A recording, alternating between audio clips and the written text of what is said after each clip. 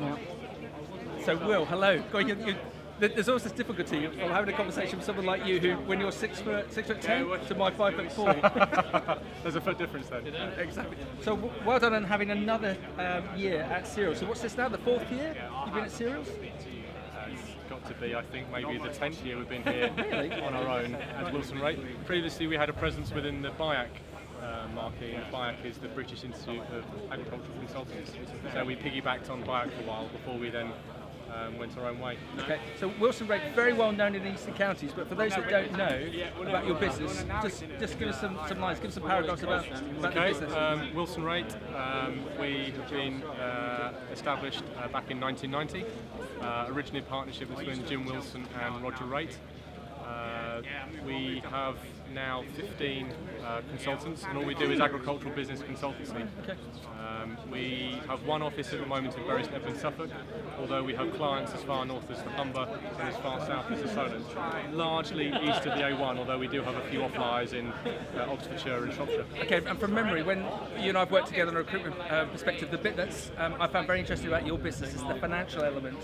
That there's some businesses who just do the consultancy element, whilst you're very good at the consultancy, but also very good on the numbers. And that's been our USP in a sense.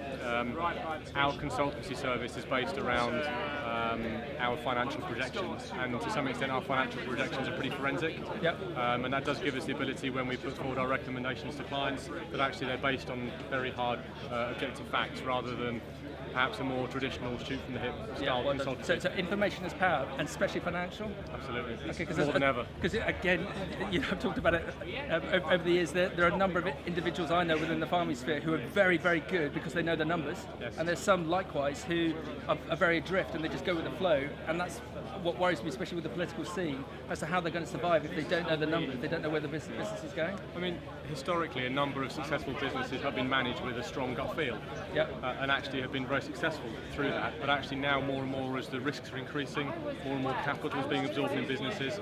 Yes, you can still rely on gut feel, but I think it's nice now to have the support now of and rubber stamp that gut feel with sound, objective financial information. Okay, so today, farming on a political side, it's like the weather, it's all over the place. Yes. We're here 3 years down the line. What's it going to look like? What's the prediction? From my perspective, we're set for a bumpy journey, but an exciting journey.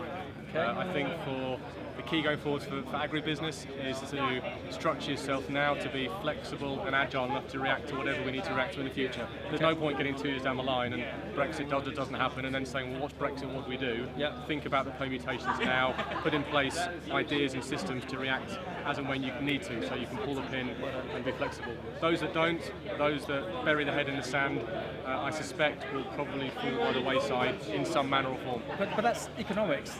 And commerce. And really that should have happened. I feel, I remember having a key individual in our office recently who was saying that with Brexit looming, there's going to be a number of farmers who aren't qualified, aren't intellectually suited to farming, and they're going to go by the way it's going to be our farmers who are going to benefit. So on that basis, if you've got someone who needs that information, that intellectual horsepower to give them assistance, presumably you can do that. That's right up our street, but the key, Max, there is that going forward it's about being businessmen who farm, not farmers who farm. Okay, businessmen who farm, okay, and so that's a complete sea change from say 10 years ago.